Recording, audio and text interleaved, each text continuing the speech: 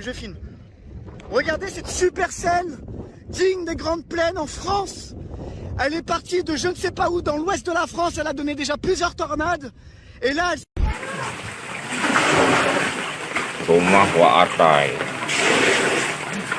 Et là...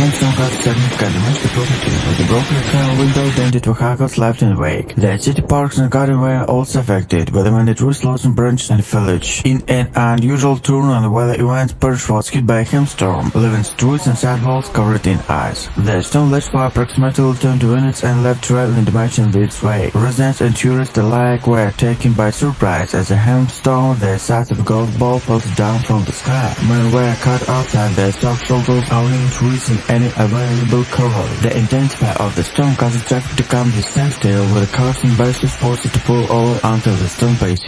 Emergency services were quickly mobilized to deal with the aftermath of the storm, with reports of flooding within some areas of the city. Residents have been urged to stay indoors and avoid any storm travel until the situation have been fully eased. Although hailstorm had not unhurt in France, and intensified and timing of this one have cut off many guard. With the summer tourist season just beginning, are happy that the worst of the weather is now behind them, and that the city are returning to its usual business.